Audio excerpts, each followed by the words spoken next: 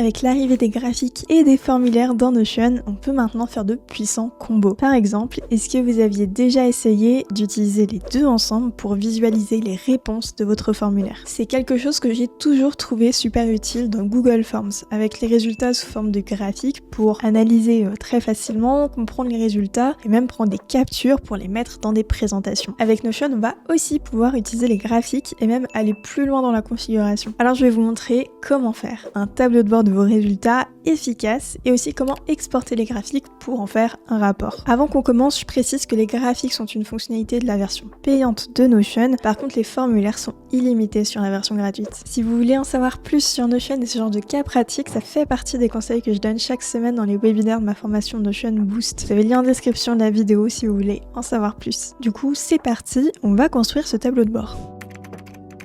Pour commencer, il me faut un formulaire. Je vais créer un formulaire de satisfaction suite à un événement fictif pour récolter l'avis de mes invités. Pour reproduire ce tuto là qui va suivre, il vous faut du coup utiliser votre propre formulaire. Si jamais vous ne savez pas comment les créer, je vous conseille de commencer par la vidéo dédiée sur les formulaires. Donc ici, je suis sur mon formulaire. J'ai écrit déjà quelques questions, tout est préconfiguré et disons que je vais bientôt le diffuser. Les invités, eux, vont voir cette page et ils vont pouvoir remplir simplement en cochant les cases ou bien en remplissant avec leurs propres mots. Une fois que c'est fait, ils vont pouvoir envoyer leur avis et quand ils ont envoyé leur avis, ça va, pour moi en tout cas, se mettre dans un tableau qui va donner les réponses. De mon côté, mon objectif c'est que ces fameuses réponses soient visualisées et que ce soit pas juste dans un tableau, ce qui est très pratique quand on veut regarder au cas par cas les réponses et quand on veut vraiment du général, plus les graphiques qui vont être utiles. Donc là, je retourne sur ma page de base, tableau de bord des résultats. C'est ici que je vais faire des vues de ma base de données, des réponses. Là, j'ai mon formulaire qui est en sous-page. Je vais mettre en pleine largeur et ici, je vais commencer par me faire 3 colonnes. Je vais faire 3 colonnes parce que j'ai 3 notes. Mes 3 colonnes, je vais les appeler par le nom de chacun de mes critères. L'ambiance, général, le critère conférence. Et là, cette manipulation que je vais faire, elle va être valable pour tout ce tuto. Je vais créer une vue liée de ma base de données. En l'occurrence, je vais créer un graphique. Je vais taper du coup graphe et dans mon cas, vu que ce sont des notes, je vais plutôt utiliser le graphique à barre verticale. Ça va me permettre de visualiser note par note. Ma base de données, il faut que ce soit mon formulaire. En tout cas, la base de données de mon formulaire. Je choisis ça et maintenant je vais définir quels sont mes axes. Mon axe X, ça va être la note sur l'ambiance générale. Et on voit bien qu'ici, j'ai toutes mes étoiles de 1 à 5 qui apparaissent. Je vais avoir la possibilité d'omettre les valeurs nulles, ce qui me permet de voir seulement ce qu'il y a eu des notes. Mais dans mon cas où j'ai des notes de 1 à 5, c'est pas forcément top puisque ça va m'empêcher de voir concrètement les notes qui n'auraient pas été saisies. Je m'étais trompée, c'était pas ambiance générale, c'était ça. Donc ça, c'est mon graphique pour connaître ma note d'ambiance générale. Je vais le dupliquer 3 fois, puisque je vais utiliser la même structure. Hop.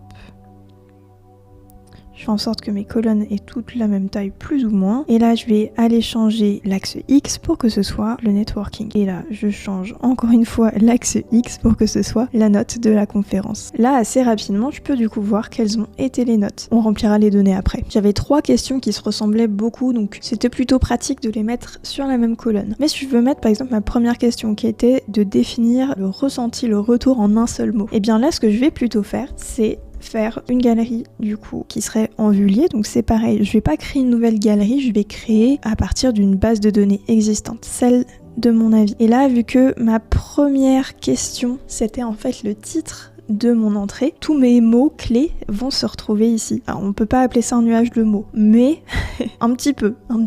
Donc retour en un mot, et bien ça va apparaître comme ça, et vu que les mots vont potentiellement être petits, et bien ici dans disposition, je vais choisir que la taille des cartes est petite, comme ça je peux en afficher plus. Maintenant on va mettre sur le côté, alors on va mettre ça comme ça, hop, et c'est pareil, on va faire encore un graphique. Et là en l'occurrence j'avais une question qui portait sur la façon dont les convives ont connu l'événement. Je vais l'appeler connaissance, c'est pas du tout le bon mot, mais vous voyez l'idée. Là je vais juste pas faire un graphique en barre, je vais faire un graphique en donut, en anneau. Je vais choisir encore une fois mon formulaire et que je vais, c'est parfait, c'est déjà complété. C'est la question, comment avez-vous entendu parler de l'événement qui a été sélectionné. Et là, tout simplement, chaque tranche représente une quantité. Donc là, il y a une personne qui a entendu parler des réseaux sociaux. Je vais le rétrécir un peu pour que ça prenne moins de place. Maintenant, ma dernière question portait sur les suggestions. Donc, je vais faire ma dernière section suggestions. Et là, je risque d'avoir des réponses qui peuvent avoir plusieurs lignes si la personne a voulu m'expliquer des choses. Donc, je pense que la meilleure façon de le faire, ça pourrait être de créer une vue de table. C'est le plus simple. Et ici, par contre, je vais déterminer ce qu'il y a dans ma table. Je clique sur terminer. Et là, dans les propriétés, je vais enlever tout ce qui ne concerne pas les suggestions. Hop.